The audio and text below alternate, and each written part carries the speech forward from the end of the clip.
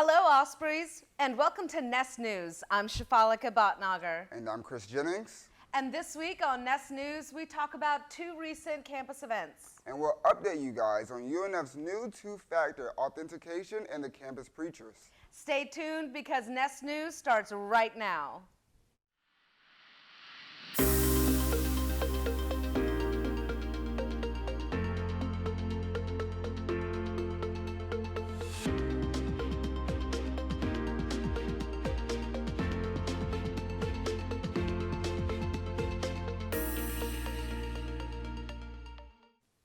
Hello, Ospreys, and thank you for joining us today. We're kicking today's newscast with a recap of the annual Take Back the Night event on campus. Students got together to support the UNF Women's Center and the Alpha Chi Omega Women's Fraternity for their annual Take Back the Night event. The event is scheduled every October in observation of Domestic Violence Awareness Month. It is aimed at uniting people in taking a stand against domestic violence in honor of lost victims and survivors alike. Spinnaker reporter Heidi Ortiz has more on the story. The Jacksonville community gathered at the 10th annual Take Back the Night March and Vigil at UNF, which is dedicated to women and men who aren't afraid to stand up or speak up in the face of violence. Not only is it dedicated to those who help prevent violence, but also those who have survived or lost their lives because of it. The student union was adorned with purple lights and purple ribbons wrapped around trees in various parts of campus as people waited for the marching band to arrive. The purple was meant to symbolize peace, courage, survival, honor, and dedication to ending violence. The Edwaters Marching Band marched into the student union, with peers standing against violence following closely behind. President Szymanski was also at Take Back the Night and said a couple of words about the university's role in protecting others against violence. Facilities now to house you, to help you through this, and to also have the counseling in place to allow you to transition back to your previous routine. But we want to be here to help you. We have people who care. We're an institution that cares. We also talked to John Alaska, student body president of UNF. I think it's just important to sort of see how I think everyone tends to other issues where, oh, it's not me, it's other people. And no, it's like your friend or it's, people that you know who you maybe didn't know have gone through certain struggles. And so I think events like this are just really great to sort of show that we're all a little bit more similar than we give ourselves credit for. The president of the Feminism Club said there are 3 C's to remember: consent, communication, and community. This is Heidi Ortiz from Spinnaker News. As we go forward in the school year, domestic violence awareness will continue to spread throughout the university by organizations like the Women's Center and many others.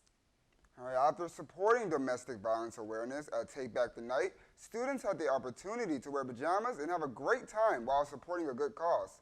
Last, the UNF Black Student Union hosted a Pajama Jam supporting breast cancer awareness. Pink PJs were the life of the party, and it seems like lots of fun times were had. Here's Ashlyn Glocky with more on the story. The Black Student Union got their jam on at the annual Pink Pajama Jam party. So today is the Pink Pajama Jam that we are partnering with Sigma Lambda Gamma. The Pajama Jam is actually an annual event, and this year we decided to do something different. Instead of just having a regular party, since it was going to be in October this year, we decided to do it in honor of breast cancer awareness, since the Department of Diversity Initiatives already hosts an event for domestic violence awareness. Unlike other years, Pink Pajama Jam commemorated Breast Cancer Awareness Month. So this is an annual thing that we've done throughout the years, and today we are reviving it, making it a little better, and hosting a larger event. I think it's very important because males and females can get breast cancer, so I think it's very important that you get your mammograms annually, you get your biopsies and all that. It's really important that you are up to your health. Catch us at Spook and Swoop. We will be hosting our own house, The Office. We hope to see you there. Like this event, the Black Student Union is hoping to host more engaging events throughout the school year. This is Ashlyn Glocky reporting for Spinnaker News. All right, the event raised a lot of money through a raffle at the end of the night, and the money will be going to Pink Up the Pace. Have you ever logged into My Wings? If you haven't, then this news is not for you. A few months ago, UNF announced that it would be introducing a two-factor authentication for all UNF students and staff in My Wings. The change comes to increase cybersecurity and the university. it makes your account safer as well. Here's John Watson with how to set up your 2FA on your phone. What's up, guys? This is your 1-minute how-to on the new two-factor authentication. First off, you're going to go to the App Store, work on either iOS or Android, hit Duo Mobile in the search. Then you're going to go to the Duo Mobile app and hit install. From here, you're going to go to Safari, go to mfa.unf.edu. We'll also work on Chrome. Put in your UNF ID and password. Next up, you're going to do a few little boxes to do. Put in your phone number, and then that'll make sure that there's the right number. Hit Take Me to Duo Mobile, open Duo Mobile, and check and make sure everything's great. It should look like that. Go back to Safari, hit Continue. Then, looks like you're mostly done. Once you go back to Duo Mobile, you're going to hit Approve, and basically that's about it. Thank you. This has been John Watson with your 1-minute how-to. If you do not complete the activation by next Wednesday, you could risk having difficulty accessing your account and other complications too. So go ahead and do it now, Ospreys. All right, in recent weeks, we have spoken with the campus preachers and also some protesters over whether the campus preachers have the right or not to preach on the green. Since then, the university has released a statement regarding the rights of the preachers, saying, "Thus far, the conduct is legal, and the speech recordings and other expressive activities are protected by the First Amendment and the Campus Free Expression Act." The university also gave advice for students, saying in essence that engaging with the group gives them a platform to grow and continue preaching on campus. And coming up, we have some interesting trailers, gaming news, and Felicity Huffman. Stick around because Nest News will be right back. 10, 9, 8, 7, 6. We have main engine start. 4, 3, 2, 1.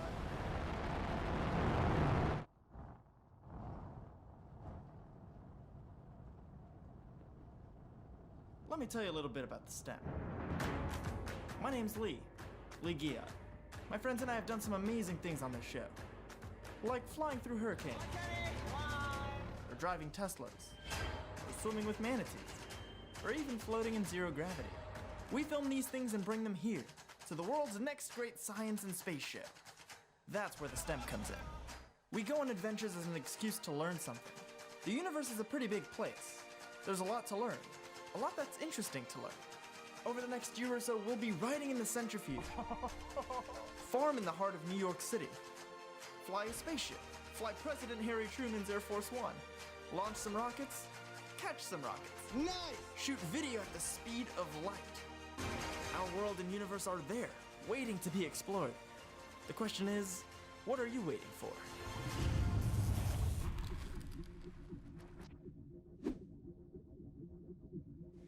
Coming up on Pop Culture, 2 new movies are set to break the box office this weekend. If you're in the mood for bad queens or funny undead rules, you'll be thrilled to see what's coming out this weekend. And a new video game has upped their clout, plus an update on the college admission scandal saga. Coming up next on Nest News.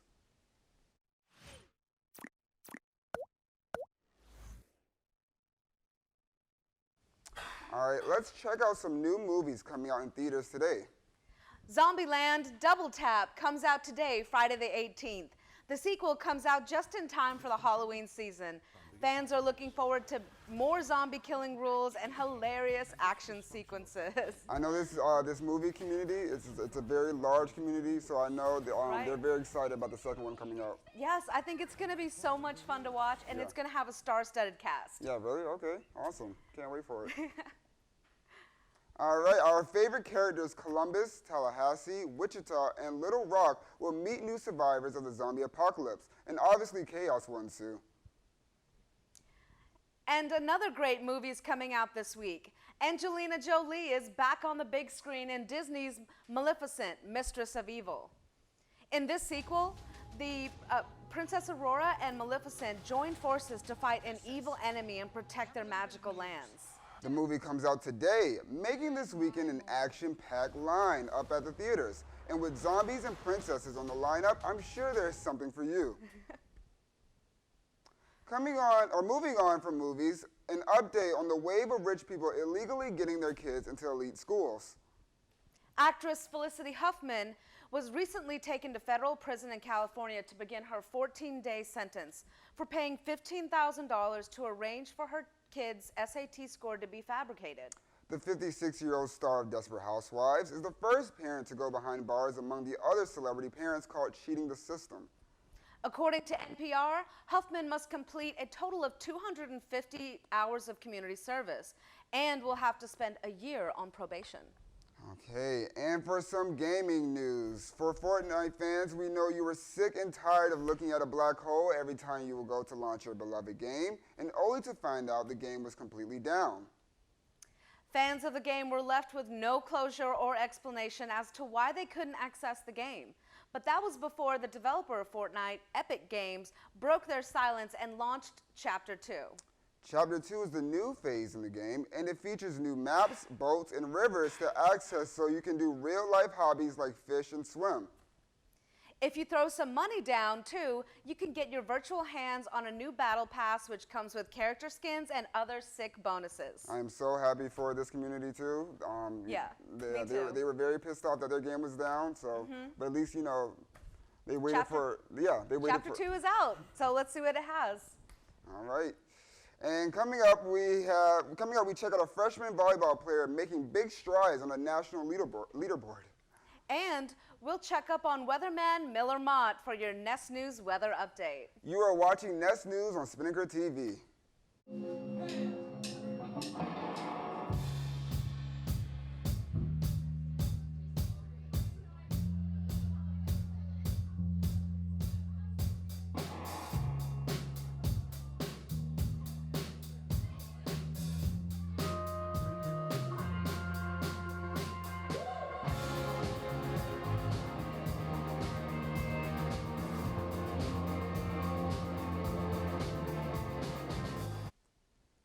It was a quiet week in sports, Ospreys, but that didn't stop UNF from doing some great things. Let's toss it over to Catherine Caballo with your Spinnaker Sports Report.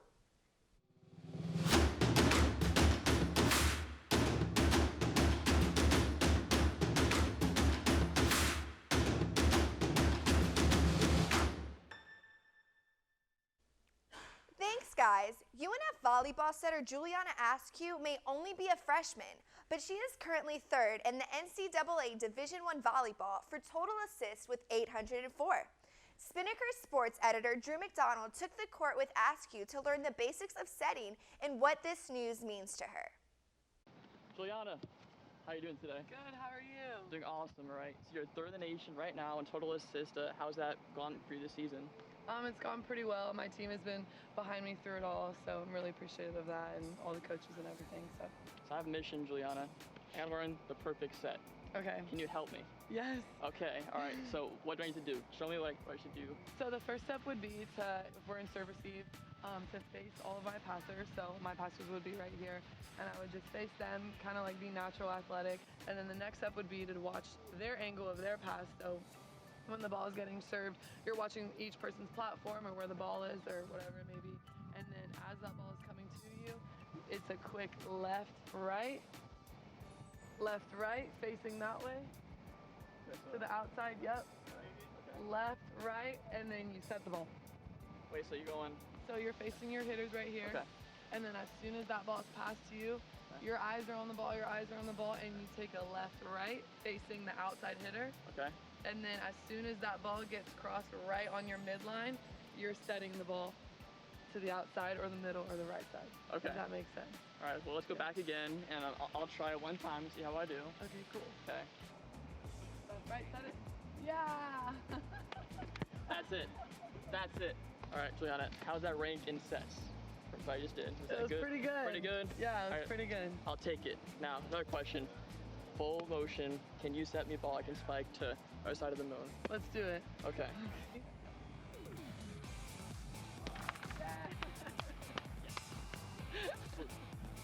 All right, well, thanks, Juliana, for teaching me the perfect set. I killed it to that side of Jacksonville, and best of luck this season. Yeah, for sure. Thank you. Keep practicing those sets. Of course. I'm Trey Donald, Spinnaker News. on Tuesday, Askew helped the Ospreys defeat the JU Dolphins in the first matchup this season between the two teams. The game went the full distance, with the Ospreys finally capitalizing on a service ace by Rocio Murrow. The team's next match is at home tonight against North Alabama at 7 p.m. And for a brief soccer update, the UNF women's soccer team suffered a heartbreaking 1-0 loss on the road to FGCU last night in double overtime. In other news, sophomore Nathan Jebron and freshman Aiden O'Gorman both earned ASUN Weekly honors. O'Gorman was named the ASUN Freshman of the Week for having the fastest time for a freshman runner at the FSU Cross Country Invitational. And Jebron picked up the honor after winning his third individual title of the season at the same meet. And for your Jaguars update, the Jags lost for the second week in a row, 13-6 to the New Orleans Saints. The loss drops the Jags record to 2-4. The team hopes to break this losing streak as they head up to Cincinnati to take on the 0-6 Bengals this Sunday. Kickoff is at 1 p.m. I'm Catherine Cavallo, and this has been your Spinnaker Sports Report. Back to you guys. Thanks, Catherine, for all that you guys have been planning on doing for Jags game day. Maybe a barbecue. You want to check out the weather first. I guess that's why we have a weatherman for, or what we have a weatherman for, excuse me. You got that right. Let's check in with Miller Mott for your Spinnaker weather report.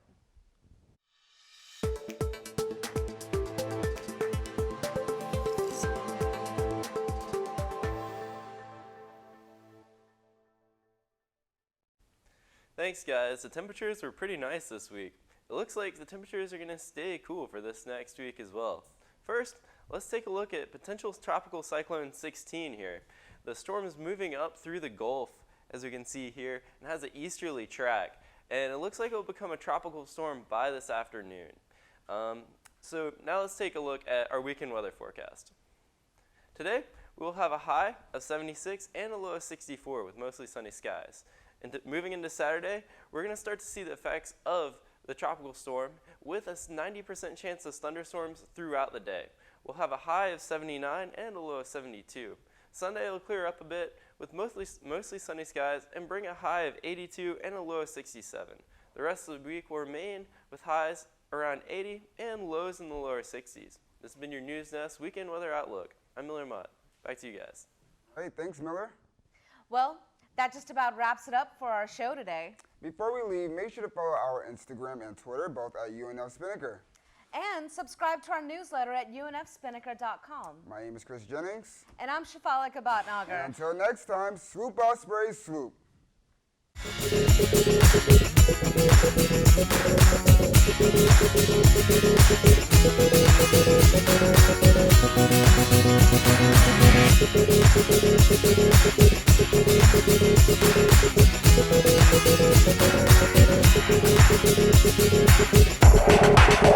right back.